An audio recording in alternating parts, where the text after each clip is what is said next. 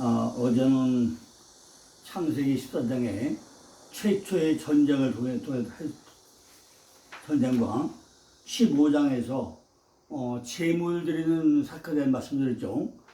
그 재물 드리는데 전부 다 모두 재물을 쪼개라. 재물을 전부 다 쪼개서 좌에 놓는데 산비둘기와 집비둘기는 너무나 작아서 안 쪼갰다. 근데 아브라함이 재물을 드리고 나서 전부 다 조는 동안에 솔개가 닳더라. 솔개가 뭐예요? 솔개? 탐색을 했죠. 아이트 탐색을 했어요. 그러고 내가 뭐 했죠? 네 조상이 이방에 계기돼가지고 400년 동안 섬기리라. 이 얘기를 했다고 그랬죠.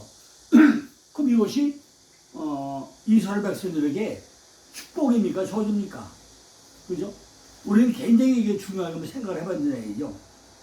우리가 내 안에 있는 솔개, 탐심을 전부 다 버려야 되는데 우리는 그걸 버리지 않는다는 거죠. 매일매일 모두가 해지는 시당에 오고 나면 어디다 뭐 했고 뭐 이거 넣고 저거 넣고 이유를 많이 댄다는 거죠. 그죠? 그저 내 안에 흑암과 공포와 두려움이 다 포함되는데 이거 제대로 안 된다는 거죠. 그리고 하나님 뭐라 하죠? 너희는 정령이 아니라 내 자손의 이방에서 계기돼가지고 400년 동안 그들을 섬기게 있고 그러잖아요. 그러니까 400년 동안 섬겨되면 어떤 얘기죠? 왜? 너희 조상들이, 너희 자손들이 400년 동안 이방에서 계기를 섬겼다고 하냐는 거죠. 그 400이 뭐죠? 400년 동안 포로석을 왜 하냐는 거죠. 우리는 이런 이야기를 통해서 우리들에게 하는 이야기는 내 자손을 괴롭히고 섬기는 나라를 하나님께서 전부 다 징벌하겠고 하나님께서 다 해주셨다는 그런 이야기 아니겠습니까? 그러면 우리는 내 자신 속에서 무엇을 보아야 하느냐는 거죠. 내 속에 무엇이 있는지 우리는 매일매일 날마다 점검을 해보고 그를 취해가지고 중간을 쪼개가지고 솔개가 쫓아면 다 내가 쫓고 그래야 될 거 아니냐는 거죠. 그렇지 않으면은 언제나 우리에게 뭐죠? 400년 동안 즉 넷째 날이 될 때까지 제대로 동침을 할 때까지 계속 내 안에서 육적인 속성은 나를 괴롭힌다는 거예요. 그죠? 넷째 날 바로 내게 적용되는 그날까지 그 되기까지는 전부 다 내 안에 육적인 속성이 뭐예요? 내 안에 뭐죠? 힘을 쪼개지 않고 나니까 내 안에 육적인 속성이 전부 다 나를 괴롭힌다는 것입니다. 내가 적용될 때까지. 쉽게 말하면은 성령의 소욕과 육신의 소욕의 싸움이 계속 어디서? 내 안에서 이루어난다는 것입니다. 이에 하나님께서 그들이 섬기던 나라를 내가 징벌할지며 내가 자꾸 쪼개고 나면은 하나님께서는 섬기던 나라를 내가 징벌하겠다는 거죠. 내가 내 안에 있는 혼돈과 공허와 흑암과 그죠? 또 뭐죠? 아넬과 에스겔과 마므레 이거를 전부 다 날마다 쪼개고 또 쪼개고 나면은 나머지는 누가 하겠다고요? 하나님인 내가 해주겠다. 쉽게 표현을 하고 나면은 성령의 소욕과 육신의 소욕의 싸움이 일어나는데 네가 매일마다 육신의 소욕을 쪼개기만 한다면은 내가 다 너를 지켜주겠다 이런 얘기잖아요. 이에 하나님께서는 그들이 섬기던 나라를 내가 징벌할지며 내가 자꾸 쪼개기만 한다면은 하나님께서는 섬기는 나라를 내가 징벌해 주겠다. 이게 얼마나 좋은 얘기입니까? 육신의 소욕을 하나님께서 징벌하고 내 자손이 큰 재물을 이끌고 나오게 해주겠다는 얘기잖아요. 내 속에서 하나님이 주시는 보화 그것이 내게 큰 재물이 되게 하겠다는 것입니다. 하늘의 비밀 하나님이 복 주시고 난 것으로 하늘의 신령한 거로 계속 채워주시겠다는 약속입니다. 15절을 보니까 너는 장수하다가 평안히 조상으로 돌아가 창사될 거라고는 또 보장을 합니다. 우리 남은 인생을 누가 보장해요? 하나님이 보장하는데 어떻게 한다고요? 내가 참수하다가 편안하게 내 조상으로 돌아가게 지켜주겠다는 약속이잖아요. 그 당시에는 죽었지만은 우리 속에는 쪼개면 쪼갤수록 여기의 생명은 참동 길어진다는 것입니다. 육신의 소욕을 전부 다 쪼개기만 하면은 여기의 생명은 점점 길어진다는 거예요. 여기의 생명은 평안을 계속 주지만은 육의 생명은 전부 다 잠들게 하겠다는 것입니다.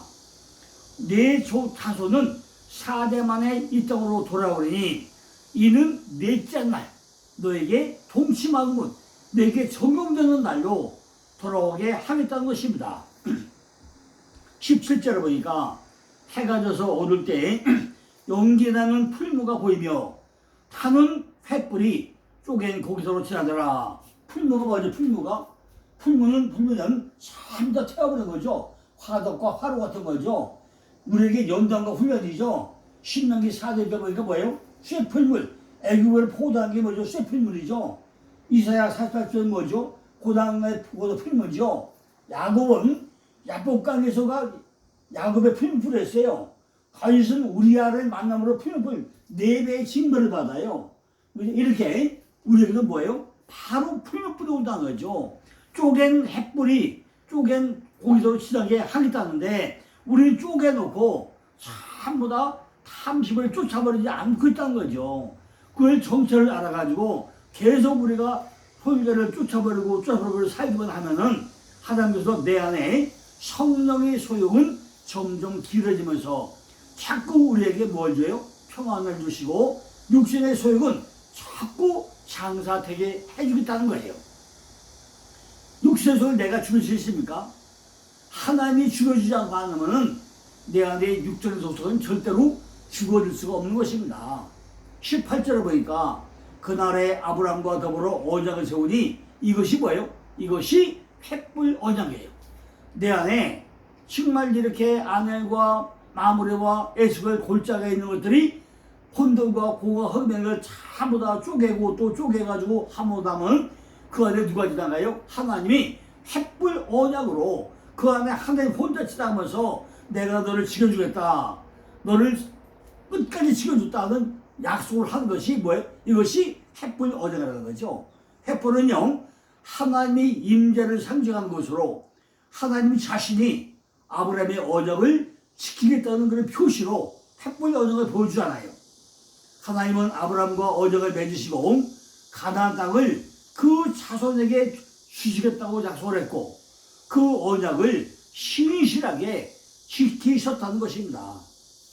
이것은 결국 피의 언약으로 죽음을 무릅쓰고라도 필히 약속을 이행하겠다는 탄호한 맹세의 표로서 언약 백성의 구원과 안전을 영구히 보장케 하기 위해 가지고 자신의 생명조차도 아낌없이 내어주신 그리스도의 수단과 희생을 예표하고 있다고 우리가 볼 수 있다는 것입니다. 정확히 말해가지고 창세기 15장에 나오는 횃불 언약은 어디서부터 시작되었는가? 14장에 최초의 전쟁으로부터 시작이 된 것이 횃불 언약이라는 것입니다. 내 안에 전부 다 최초의 전쟁이 일어나고 나니까 전부 다 멸하 쪼개고 나니까 쪼개고 나니까 누가 지나가요? 하나님이 내가 너하고 언약을 맺겠다. 이것이 횃불 언약은 창세기 14장에서 쪼개는 사건부터 시작이 되자는 것입니다. 11조를 바치고 그 나머지 부분에 대해서 동맹하여서 동행하고 있는 내용을 알고 이것을 그대로 두면은 공포와 위험으로부터 우리를 위협하지만은 이걸 전부 다 쪼개가지고 3년 전 암염소 길들여진 그 부분들을 자꾸 잘라서 쪼개기만 한다면 그것에 하나님께서는 횃불로 지나가는 언약을 하신다는 것을 우리에게 지금 이 시간 말씀하고 있다는 것입니다. 전부 지나가는 횃불로 태워주시겠다는 거예요. 횃불이 쪼갠 고기사로 지나가더라. 그렇게 언약을 세웠는데 어디까지 세워졌느냐? 18절을 보니까 내가 이 땅을 애굽에서부터 큰 강 유브라데까지 내 자손에게 주노니라는 말씀은요, 내게 기쁨과 즐거움의 상징인 넷째 강 비손, 기온, 히데겔, 유브라데잖아요. 넷째 유브라데까지 흘러가게 하겠다는 거죠. 기쁨과 즐거움까지 흘러가게 하겠다는 것입니다. 그러나 흘러가면서 내 자신을 보려가면서 몇 족속 나와요? 열족속 나와요. 열족속이 나와요. 창세기 14장 13절 보니까 3명에서 창세기 15장 19절에 열족속으로 점점 군사가 불어나더란 말이죠. 애굽이라는 예차, 거기서 나오기만 하고 나면 출애굽이라는 약속의 땅에 내게 준다고 하면서 열족속을 설명하고 있는데, 이것이 나중에 전부 다 청교의 몇 족속으로 바뀌죠. 7족속을 멸하기만 하면은 네가 가나안 땅에 들어가겠다, 이렇게 약속을 하고 있는 것입니다. 10족속이 하나씩 내 속에서 전부 다 하나하나 죽을 때마다 뭐예요? 11조를 하고 계속 바쳐야 한다는 거죠. 한 족속 하도 죽일 때마다 하는데, 그래도 남은 족속이 몇 족속이라고요? 7족속이 남아있다는 거야. 그래 해도 헷기야가 부이요, 7족속은 멸할 수가 없다는 것입니다. 그렇게 끈질기게 우리 속에 남아있다는 거예요. 뭐가? 헷기야가 부이요, 이렇게 7족속이 우리한테 끈질기게 붙어있다는 것입니다. 아주 내 속을 자세히 우리는 들여다봐야 된다는 거죠. 왜 10족속이고 7족속이냐? 10족속이 나중에 뭘 바뀌어요? 7족속을 바뀐다는 거죠. 그러면 어떻게 되죠? 이제는 16장으로 넘어가게 됩니다. 16장 1절에 보니까 아브라함의 아내 사레는 생산치 못하였고 그에게 한 여종이 있으니 애굽 사람이요 이름은 하갈이라. 하갈은 이주하는 도망하는 자, 도망하는 자, 이거 하갈이라는 거죠. 아브라함 아내 사레는 생각지 못하였다고 나옵니다. 내 속에 이미 10족속이 차렸겠는데 어떻게 생산이 이루어지겠다는 거죠. 내 안에 한 족속이 있어야 되는데 그 많은 10족속이 제멋대로 살아오는데 어떻게 내 안에 성령이 들어오기다는 거예요. 그러니까 당연히 생산을 할 수가 없게 된다는 거죠. 10족속이 내 안에 자리 잡고 있기 때문에 사례 속에서 생산이 절대로 될 수가 없다는 것입니다. 오늘 여기에서 우리가 사라가 사례되는 이 과정을 잘 봐야 되죠. 사례가 나중에 뭘 바뀌죠? 사례가 나중에 사라로 바뀌죠. 우리가 사례에서 사라로 바뀌는 과정을 잘 봐야 돼요. 사례는 뭐죠? 사례는 토론 단계.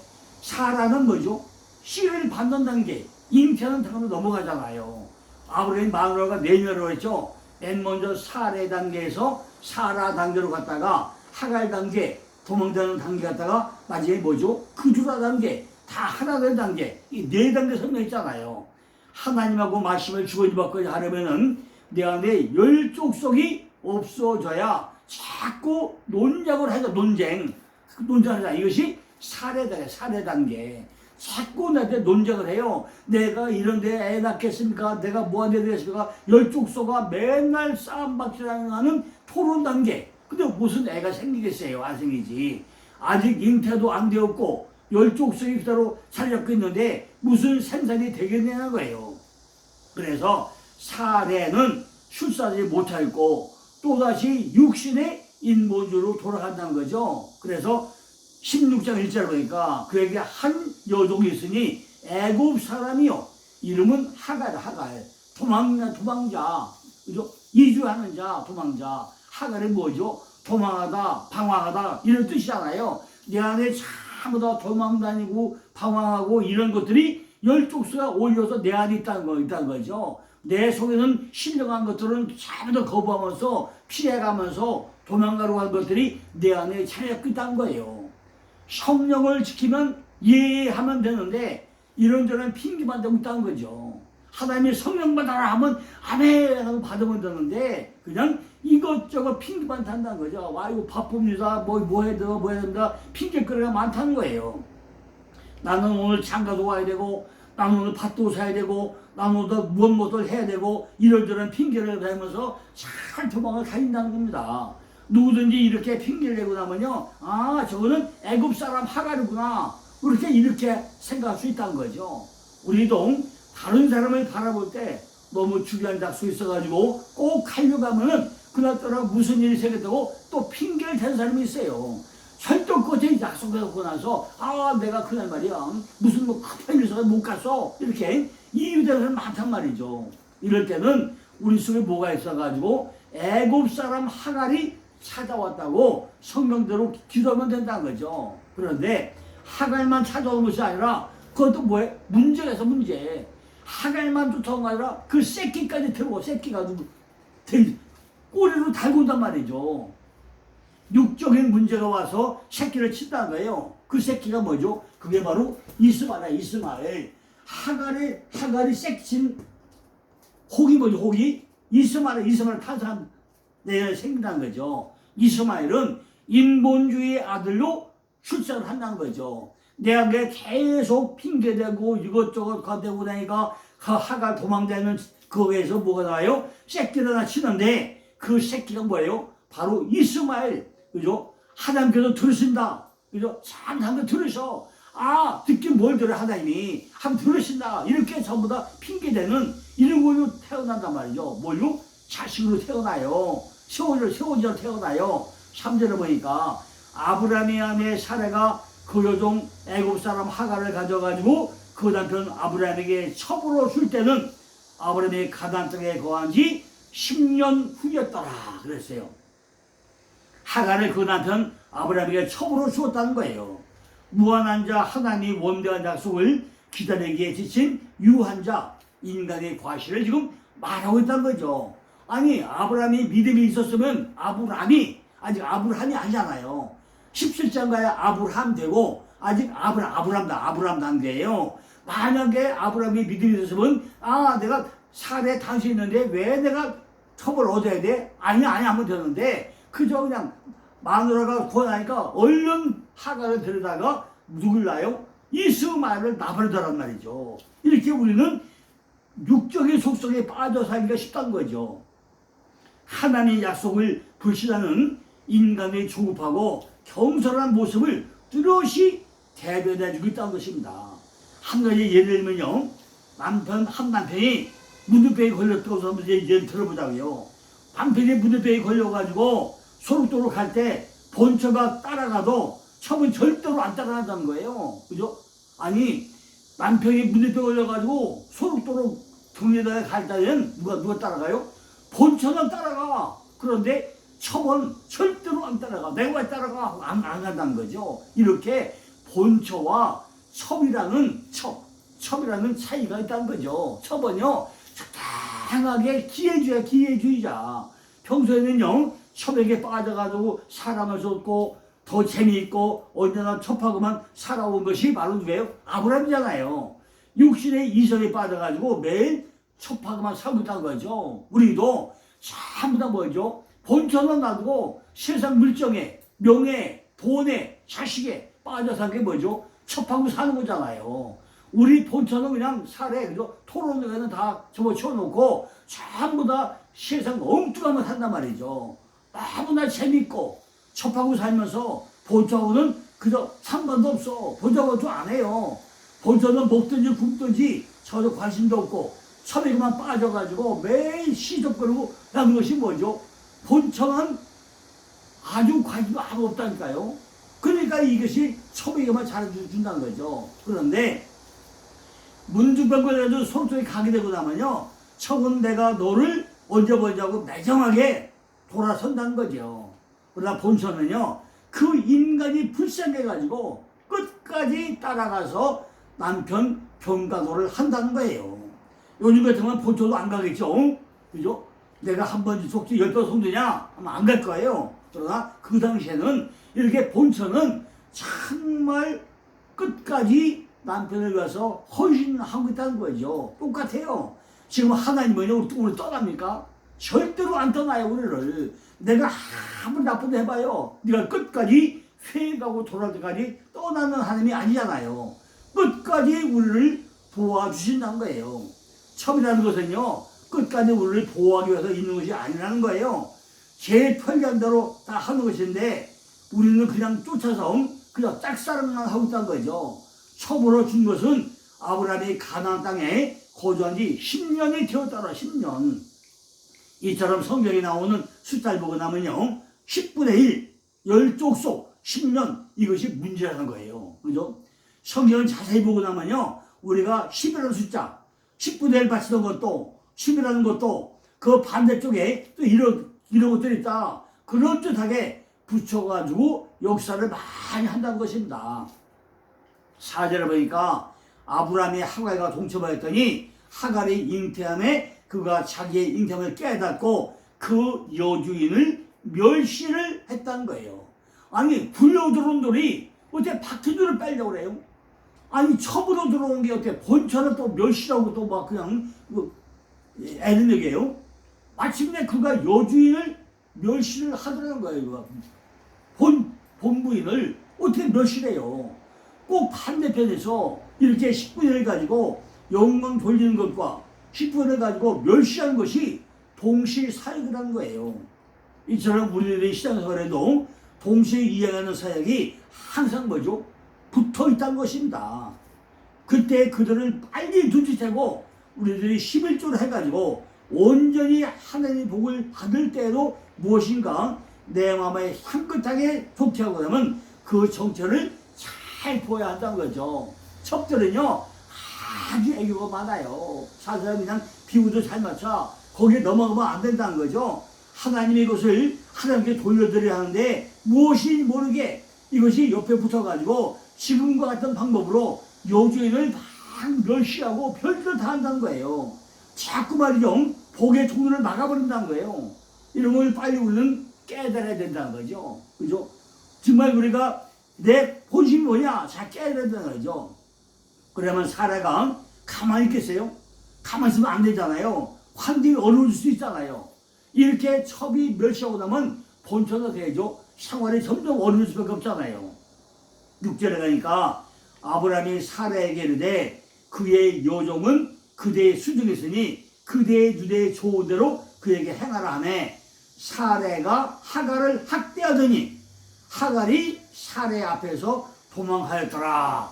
드디어 하나님의 승낙에 떨어지고 나니까 본처 사레가 하갈을 또 거꾸로 학대를 했다는 거죠. 그리고 집에서 쫓아냈다는 거예요.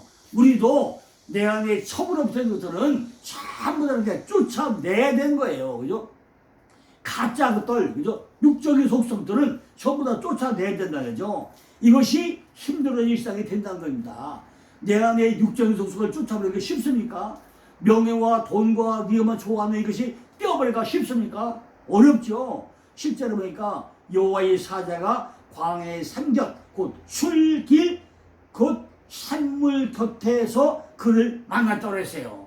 그가 도망쳐서 어디로 갔어요? 여호와의 사자가 보니까 광야에 샘이 있는데 산 곁에 술길 샘물 곁에 그가 있다는 거죠. 그죠? 그러니까 광야의 샘 곁에 곧 숨길 샘물길에서 하갈을 누가 만나요? 하나님이 만났다는 거예요. 이 부분도 우리 참 이해가 안 가죠. 그죠? 어떻게 하나님이 그래 그 도망친 하갈을 가서 또 만납니까? 하갈은 믿음이 없는 자리에 있고 제멋대로 했는데 왜 하나님께서 사자까지 보내가지고 하갈을 만나주시는 거죠. 그것도 어디서? 술길 샘물 곁에서 바로 감찰하시는 하나님을 하갈이 만나는데 왜 만나줬냐는 거예요. 우리 속에는요, 권선신학적인 생각을 가지고 있기 때문에 참 이해가 안 된다는 거죠. 한 번 딱 쫓아내면 됐지 왜 감찰하는 하나님이 그것도 만나게 하느냐는 거죠. 그러나 이것도요, 내적으로 보면 깊은 우리가 이해를 해야 된다는 거죠. 그 영도 하나님께서 살리고자 하는 것을 보면 이해가 된다는 거죠. 비록 첩이지만은 그 영혼도 불쌍하기 때문에 하나님이 살려준다는 거예요. 비록 여종이 소생이었지만 그 또한 하나님이 사랑하는 종 아브라함의 자손이기 때문에 하나님은 그의 출생을 허락했을 뿐만 아니라 그의 생애도 축복을 했다는 거죠. 그게 잘 보고 나면요, 그 이스마엘의 족속이 뭐예요? 12반대 12반대가 나와요. 이삭에게는 2명밖에 안 나와요. 2명밖에 안 나와요. 이삭과 에서밖에 안 뭐죠? 에서와 야곱밖에 안 나오는데 누가 나오죠? 에서하고 이삭만 나오잖아요. 근데 이스마엘은 몇 명이 나와요? 12반대 나와요. 그의 출생을 허락할 뿐만 아니라 그의 생애도 이렇게 축복을 된다 했다는 거죠. 제 마음대로 첩으로 살다가 단물만 빼놓고 말지 무엇 때문에 울며 불며 고생하면서 힘들게 살기라는 거죠. 첩들은요, 남편이 전부 다 잘 보고 잘 살자면 붙어 살지, 돈 떨어지고 다 떨어지고 하면요 그냥 헌잡을 버린다는 거예요. 근데 하나님은 어쨌든 그 영혼도 살린다는 거죠. 구절에 보니까 여호와의 사자가 그에게 이르되 내 여주인에게로 돌아가서 그것에 복종하라 복종하라 다 하나가 되라고 지금 하나님이 누구 하갈에게 권고했다는 거죠. 다 합해가지고 영이 합해지게 하라는 거예요. 11절에 보니까 여호와의 사자가 그에게 이르되 내가 잉태하신즉 그 아들을 낳으리니 그 이름을 이스마엘이라 하라. 이는 여호와께서 내 고통을 들으셨음이라 그랬어요. 이스마엘을 탄생하게 한 것이 16절입니다. 16장, 그죠? 이스마엘은 이슈마엘, 바로 샤마와 엘의 이야기고요. 하나님께서 들으신다는 의미하죠. 그죠? 이스마엘, 하나님께서 들으신다. 드디어 누가 들어요? 그 모든 것들을 누가 들어요? 하나님께서 들으신다는 거죠. 12절에 그가 사람 중에 들녘이 같이 되리니 그 손이 모든 사람을 치겠고 모든 사람이 손이 그를 칠지며 그가 모든 형제의 동방에서 살리라 그랬어요. 내 안에서는 어쩔 수 없이 전쟁이 일어나게 되어 있다는 이야기를 하고 있다는 거죠. 13절에 보니까 하갈이 자기에게 이르신 여호와의 이름을 감찰하시는 하나님이라고 라 엘로힘 감찰하는 하나님이라고 부르고 있다는 거죠. 이는 내가 어떻게 여기서 나를 감찰하는 하나님을 배웠는고 그런 의미를 가지고 있다는 거죠. 이제 육적인 것들었던 것이 전부 다 첩들었던 것들이 드디어 하나님의 영과 합해지고 나니까 그것도 구원이 사실로 이루어지는 그런 이야기를 하고 있다는 거죠. 16절에 하갈이 아브라함에게 이스마엘을 낳을 때 아브라함이 몇 세요? 86세더라. 이렇게 10장 끝나게 됩니다. 그래서 이제 17장에 가고 나면 대사건이 이루어집니다. 아브라함이 되고 사라가 되는 이 사건이 13장에 이루어집니다. 그런데 창세기 16장과 17장 사이에 몇 년이 차이가 나죠? 13년이 차이가 납니다.